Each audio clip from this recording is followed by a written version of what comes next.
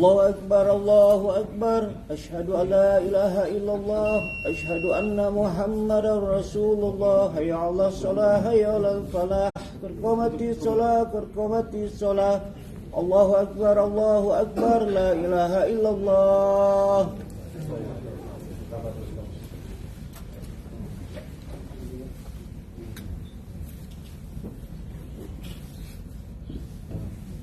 Allahu Akbar.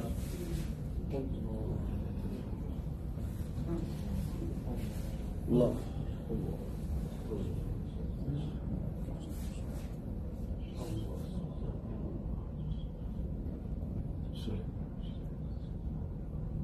Alhamdulillahi Rabbil Alamin. Ar-Rahmanir Rahim. Maliki Yawmiddin. Iyyaka na'budu wa iyyaka nasta'in. اهدنا الصراط المستقيم صراط الذين أنعمت عليهم غير المغضوب عليهم ولا الضالين آمين.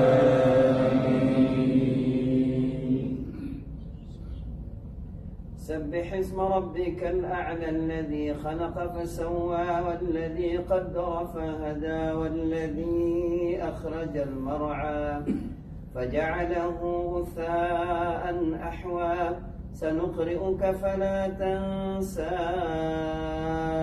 إلا ما شاء الله إنه يعلم الجهر وما يخفى ونيسرك لليسرى فذكر إن نفعت الذكرى سيذكر من يخشى ويتجنبها الأشقى الذي يصلى النار الكبرى ثم لا يموت فيها ولا يحيا قد أفلح من تزكى وذكر اسم ربه فصلى بل تؤثرون الحياة الدنيا والآخرة خير وأبقى إن هذا لفي الصحف الأولى صحف إبراهيم وموسى. الله أكبر.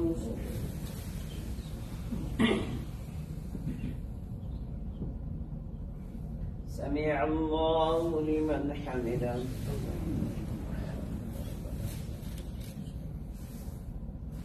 الله أكبر.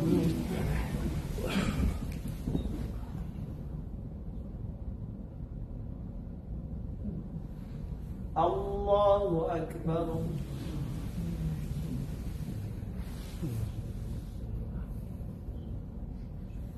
الله أكبر.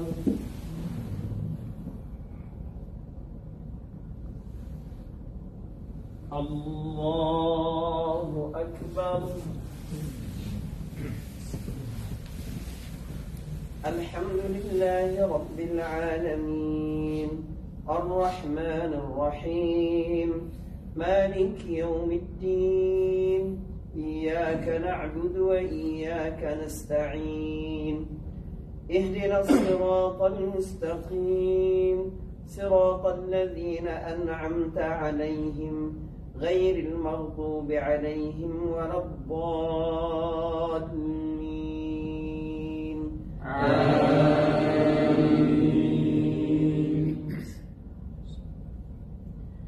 والضحى والليل إذا سجى ما ودعك ربك وما قلى وللآخرة خير لك من الأولى ولسوف يعطيك ربك فترضى ألم يجدك يتيما فآوى ووجدك ضالا فهدى فهدى ووجدك عائلا فأغنى فأما اليتيم فلا تقهر وأما السائل فلا تنهر وأما بنعمة ربك فحدث. الله أكبر.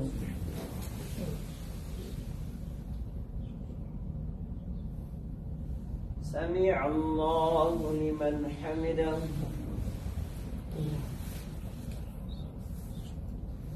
الله أكبر.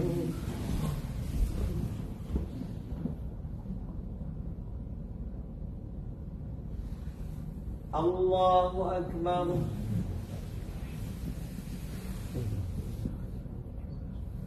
الله أكبر.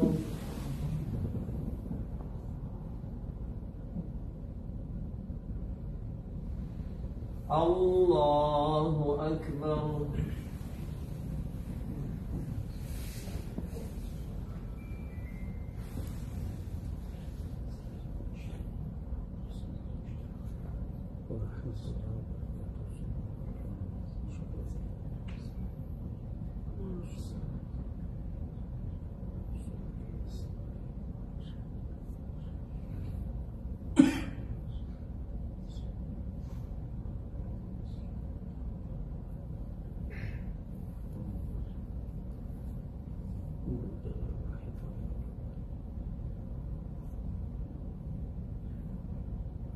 السلام عليكم ورحمة الله. السلام عليكم ورحمة الله.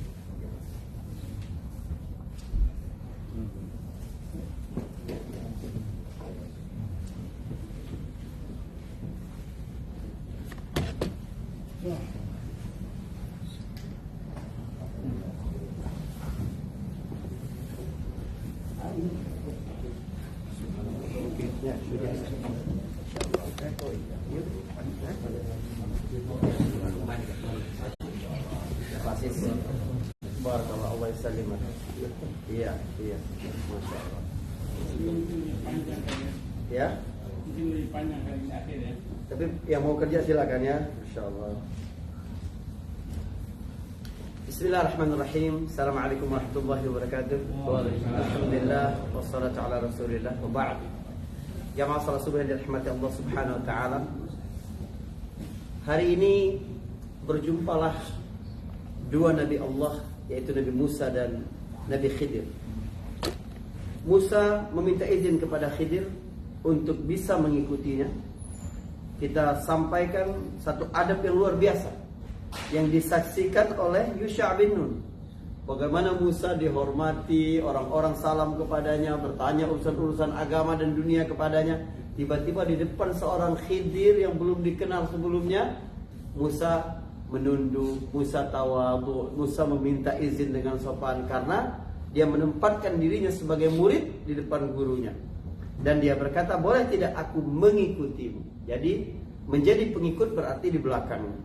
Kata Khidir, kamu tidak bisa, sebab kamu tidak bisa sabar.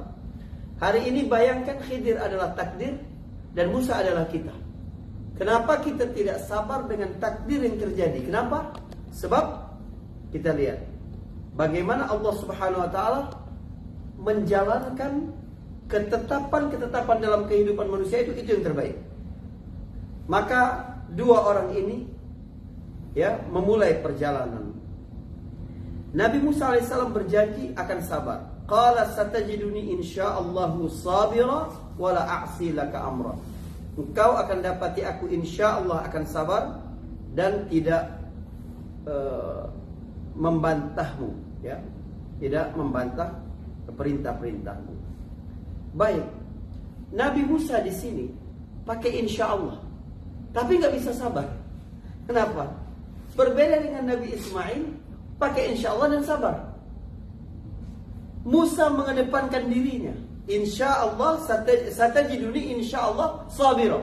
Engkau akan dapati aku ini insyaallah aku orang sabar. Ada semacam ego di situ. Tapi Nabi Ismail berbeda. Nabi Ismail ketika dapat perintah, ayahnya beritahu bahwa aku diperintahkan untuk menyembelihmu, kata Ismail, satajiduni insyaallah minas sabirin. Ismail berkata, engkau akan dapati aku insyaallah termasuk orang-orang yang sabar. Jadi Ismail tidak menyebutkan bahwa dirinya sendiri yang sabar, tapi dia bersama orang-orang lain. Itulah makanya jangan pernah kita merasa paling baik, paling sabar, paling teguh, paling istiqamah, paling gak boleh. Dan mereka memulai perjalanan. Perhatikan. Kata Khidir, kalau kamu mau ikut aku maka jangan tanya apapun sampai aku sendiri yang menyebutkan kenapa ini kulakukan. Fantalaqa, keduanya pun segera bangkit, berdiri, berjalan. Hatta idza rakiba fis safinati kharaqaha. Ada kapal lewat, mereka harus menumpang itu. Mereka menumpang berdua. Khidir dan Musa naik ke kapal itu dan diberikan gratis. Karena orang tahu ini adalah orang yang saleh, diberi gratis, sama temannya Musa juga diberikan gratis. Sampai saat ini Allah Subhanahu wa taala menyebutkan yang melakukan perjalanan dua orang, Khidir dan Musa. Bisa jadi Yusha' bin Nun disebut, tapi dia tidak masuk dalam frame kisah. Atau Yusha' bin Nun tidak ikut. Sama seperti dua pemimpin disebut, dua pemimpin negara melakukan pertemuan empat mata. Apakah benar empat mata? Tidak, sebab kadang ada penerjemah, paham? Tapi tetap disebut empat mata. Karena yang dihitung cuma yang utamanya itu. Maka mereka pun berjalan di atas kapal itu. Tiba-tiba Khidir melobangi kapal itu. Musa alaihissalam langsung refleks berkata, qala akhraqtaha litughriqa ahlaha laqad ji'ta syai'an imra. Kamu bikin masalah, kata Musa. Apakah kamu membuat kapal ini tenggelam? Dengan melobanginya. Sungguh kamu membuat satu perkara. Laqad ji'ta syai'an imra. Kata Khidir, tuh kan aku udah bilang kamu gak bakal sabar. Qala alam aqul innaka lan tastati' amal. Kamu sama aku ini gak bisa sabar. Ini Musa mirip banget dengan kita gak bisa sabar ketika melihat sesuatu yang buruk terjadi dalam hidup kita. Ya Allah, sesudah kalau Musa tahu apa yang bakal terjadi di depan, ini saya langsung sampaikan. Maka Musa saya rasa akan menolong Khidir untuk melobangi perahu itu. Tapi Musa tidak tahu. Dan ini jenis takdir yang sering terjadi dalam kehidupan kita. Apa itu? Jenis takdir yang ketika terjadi kita anggap buruk, padahal Allah telah menyiapkan akibat yang baik dari situ. Paham? Banyak sekali takdir itu ketika terjadi kita merasa itu buruk, tapi 2 hari setelah itu, 1 tahun setelah itu, 5 tahun setelah itu kita tahu, oh kenapa begini. Yang kedua, perhatikan.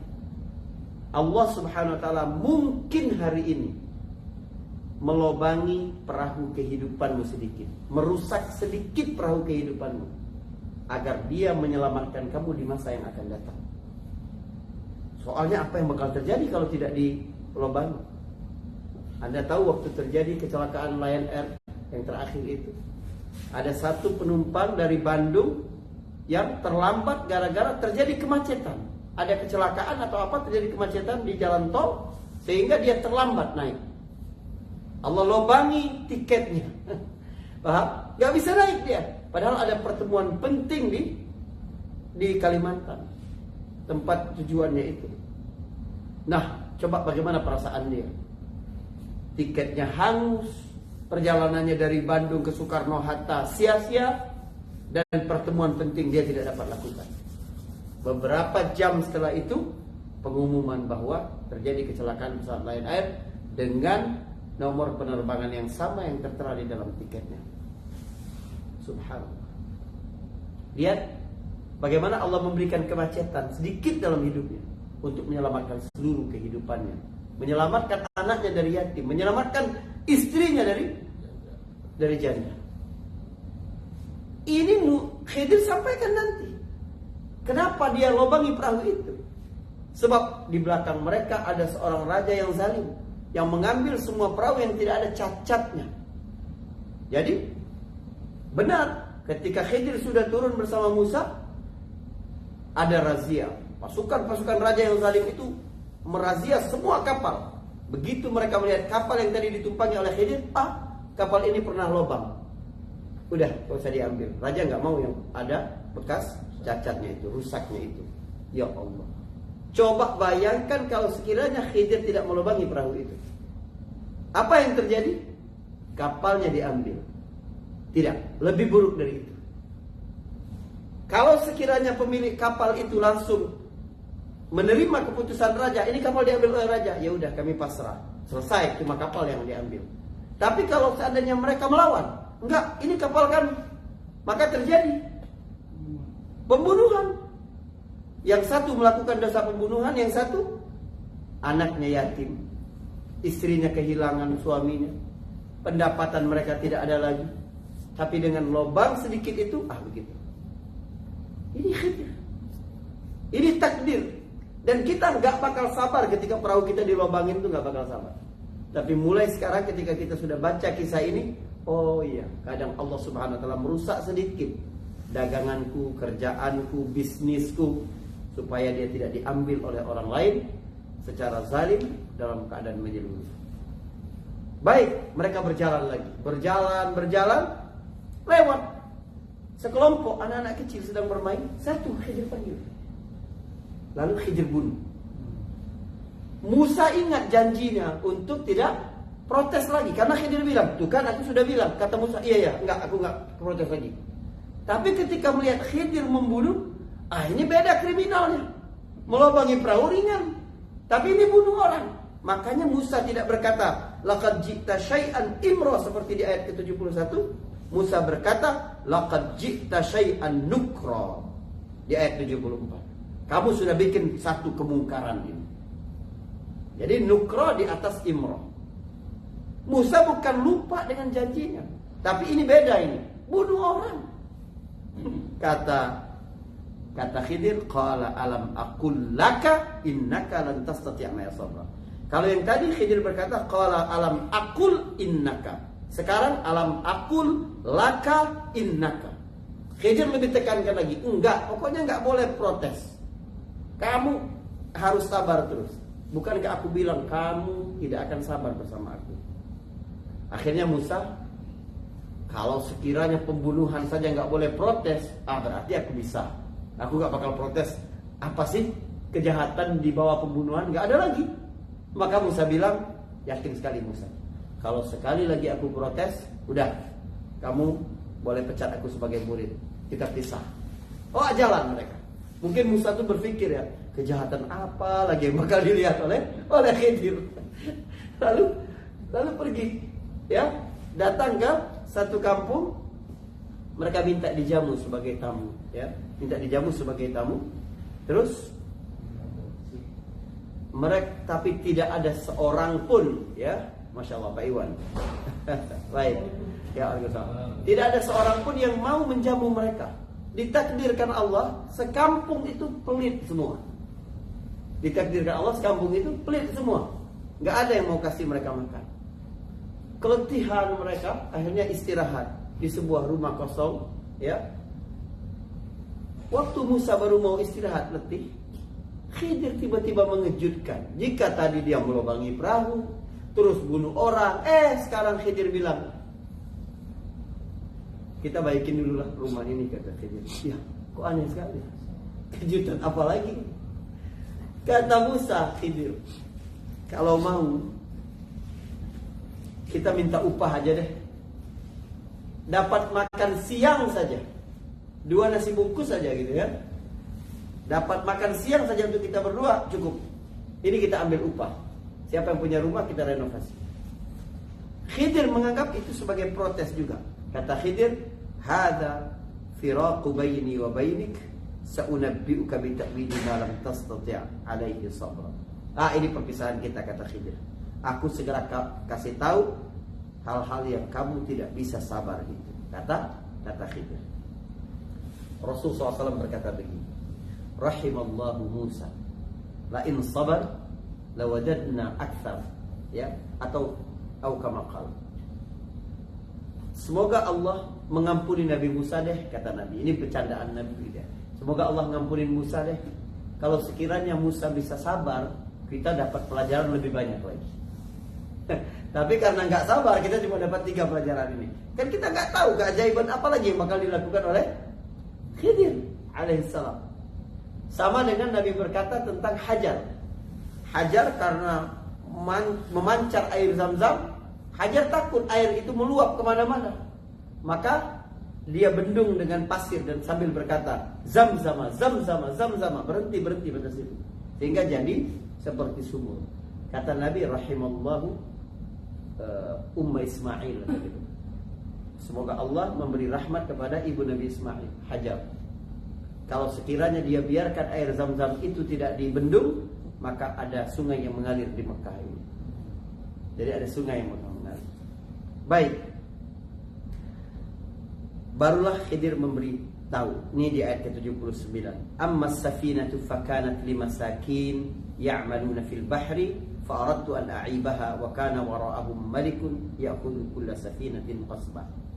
Ada keindahan bahasa Al-Quran pada ayat ini. Pertama,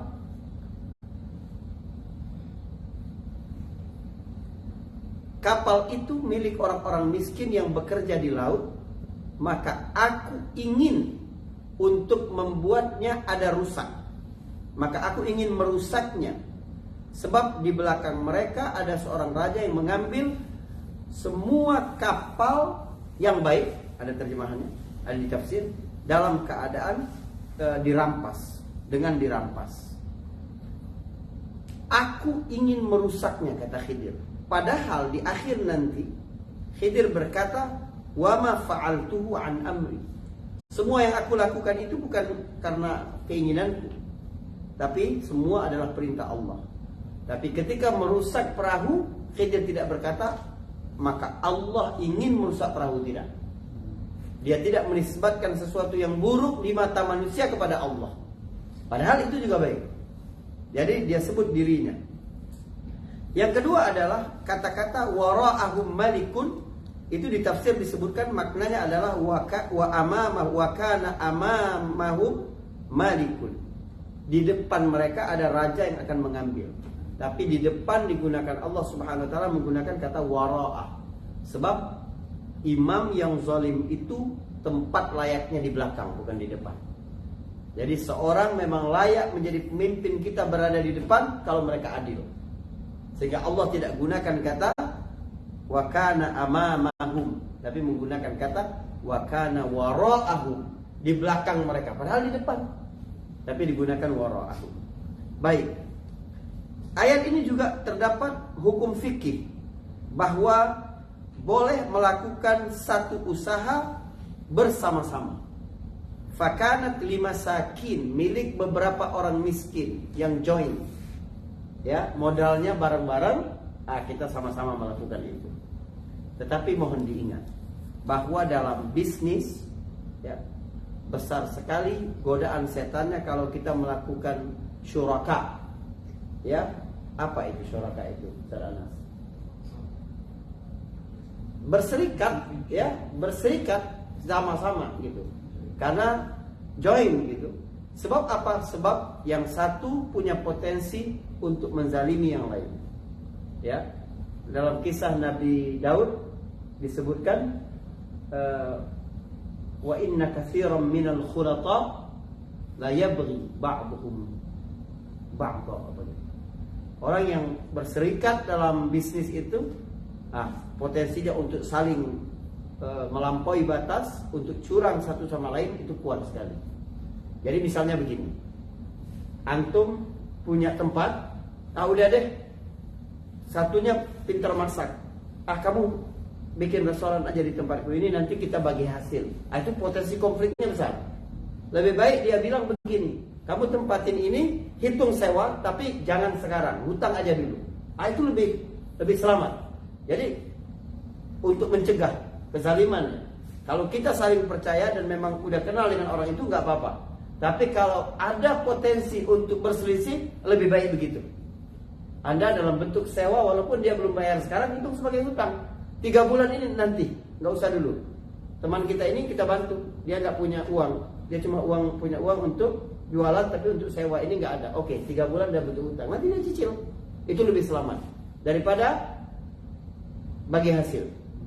Sebab mungkin bulan pertama masih oke, bulan kedua nanti dia kerepotan, atau karena lalai, atau karena jahat, atau karena godaan, macam-macam manusia, ya. Tapi begitu.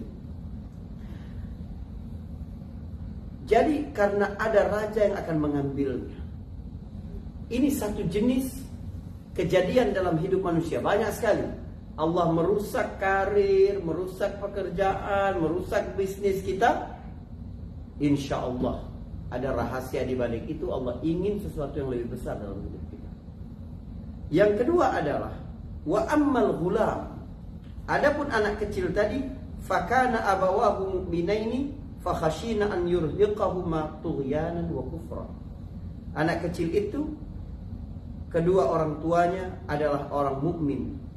Kami takut anak itu dapat menyebabkan keduanya jatuh ke dalam kesemena-menaan dan kekufuran. Tughyan itu di atas kufur. Idhhab ila fir'auna innahu tagha. Datanglah kamu kepada Fir'aun karena dia tughyan. Tughyan itu semena-mena. Jadi di atas kufur lagi.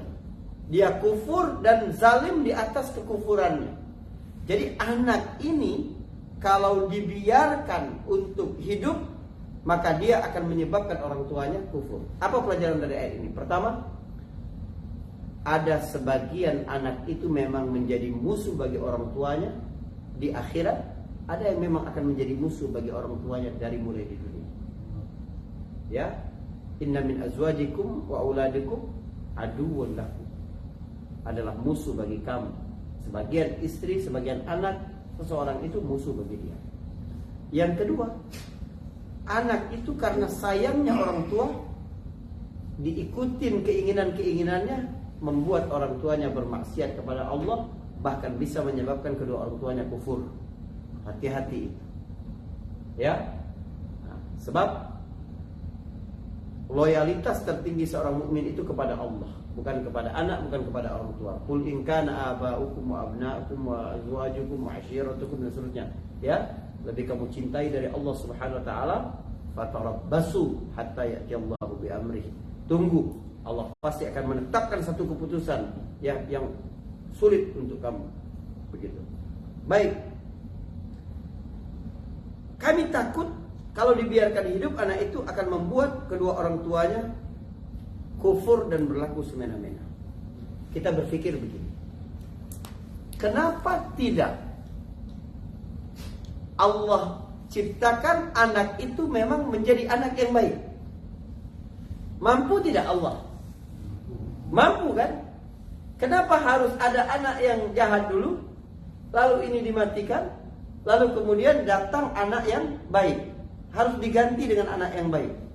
Kenapa Allah tidak buat anak yang pertama ini langsung saja anak yang baik? Takdir itu bicara tentang kebaikan di balik kebaikan yang tidak diketahui oleh manusia. Anak ini dengan diciptakannya anak ini, pertama, Kedua orang tua itu akan memiliki dua orang anak. Satu anak yang meninggal ketika kecil, satu anak yang dewasa, lalu saleh dan mengajaknya kepada kesalehan. Maka kedua orang tua mukmin tadi dapat pahala sabar karena anaknya meninggal dunia, dapat pahala syukur karena anaknya yang berkembang dewasa dan saleh tadi. Iman itu adalah sabar dan syukur. Allah ingin menyempurnakan keimanan kedua orang tua itu. Kalau sekiranya hidup semua, syukurnya saja. Belum tentu nanti dia ketika dapat bala bencana sabar apa tidak. Tapi dengan ada yang meninggal dan ada yang hidup, dia sudah belajar tentang makna sabar, dia sudah belajar tentang makna syukur. Kebaikan bagi kedua orang tua. Yang kedua, kebaikan bagi anak. Apa itu kebaikan bagi anak? Kalau dia tidak pernah diciptakan, maka dia tidak akan pernah merasakan akhirat nanti. Tapi karena diciptakan dan wafat sebelum balik, di mana tempat orang yang meninggal sebelum balik? Surga. Subhanallah. Allah subhanahu takdir itu kebaikan bagi semua, kebaikan bagi anak, kebaikan bagi orang tua. Ya. Ini tentang siapapun yang pernah kehilangan dalam hidupnya.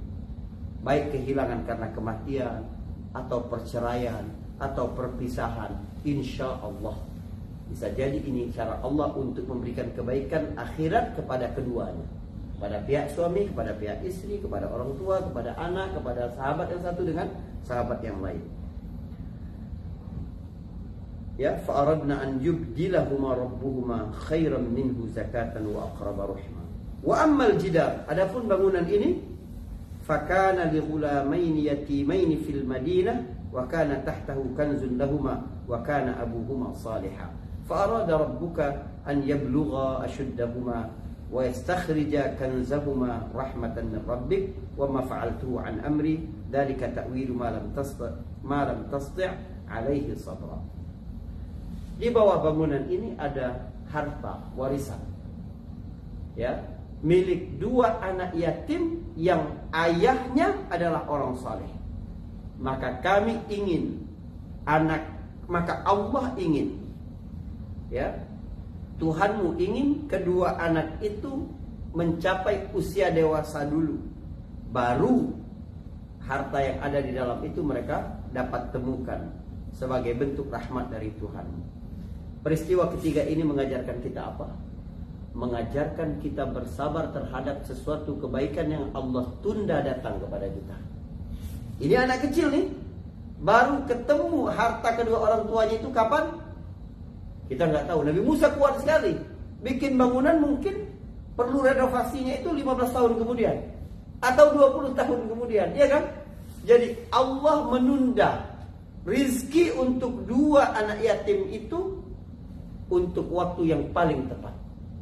Jadi yang pertama tentang sesuatu yang kita tidak suka terjadi dalam hidup. Yang kedua, sesuatu yang kita suka diambil oleh Allah Subhanahu wa taala. Yang ketiga, sesuatu yang sangat kita harapkan tapi ditunda-tunda oleh Allah. Itu kan kehidupan kita cuma itu aja. Semuanya itu untuk kebaikan. Ya, kenapa dua orang anak ini sampai dipelihara hartanya? Kalau sekiranya masih kecil, mereka sudah dapatin harta itu, bisa jadi diambil oleh pamannya, diambil oleh orang lain, atau mereka belanja untuk sesuatu yang tidak bermanfaat, ya enggak? Kalau di Indonesia tuh beli PS, beli apa gitu, ya selesai itu. Tapi enggak, Allah ingin kasih pada waktu yang paling tepat. Jadi Allah memberikan kita rezeki ini insya Allah pada waktu yang paling tepat yang sudah Allah ukur, tidak mungkin meleset. Kapan Allah kasih seseorang jodoh, kapan seorang dikasih anak, kapan seorang dikasih pekerjaan, kapan seorang dikasih usaha yang baik, kapan seorang diberikan kelebihan-kelebihan. Semuanya adalah cara Allah Subhanahu wa taala memberikan pada waktu yang terbaik untuk kemaslahatan hamba itu. Ya. Tapi ini anak yatim. Anak kecil artinya belum punya kebaikan. Kenapa dia dipelihara oleh Allah Subhanahu wa taala sedemikian rupa? Wa kana abuhuma salihah. Karena bapak keduanya adalah orang yang saleh. Ya, dalam kitab-kitab tafsir disebutkan abuhuma di situ bukan bapak kandung, tetapi buyut mereka yang ketujuh. Subhanallah. Jadi cukuplah kita bertakwa kepada Allah, insya Allah Allah akan jaga keturunan kita terus sampai keturunan yang ketujuh, insya Allah Allah Subhanahu wa taala akan jaga itu. Ya, kita nggak tahu, coba lihat anak-anak kita di lingkungan di negara seperti ini. Apa yang bisa kita lakukan? Perbaikin ketakwaan kita. Insya Allah Allah akan jaga anak-anak kita insya Allah. Ya, itulah kata Khidir, takwil dari hal-hal yang kamu tidak bisa sabar wahai Musa. Ya, semoga bermanfaat Bapak Ibu sekalian. Ya, sekali lagi mohon maaf apabila ada banyak kesalahan. Ya, insya Allah lebih sabar terhadap takdir ya. Insya Allah ya, cara kita keterampilan menghadapi ketertundaan dalam hidup ya, hal-hal yang tidak kita inginkan atau kita kehilangan sesuatu dalam hidup kita. Barakallahu fikum, subhanakallahumma bihamdik, asyhadu an la ilaha illa anta astaghfiruka wa atubu ilaik. Assalamualaikum warahmatullahi wabarakatuh.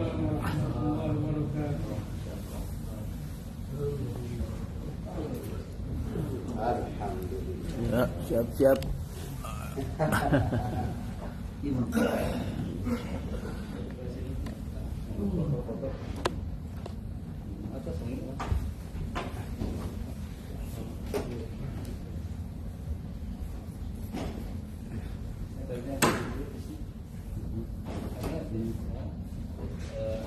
Boom. Mulai. Alhamdulillah. Anak cukup dulu.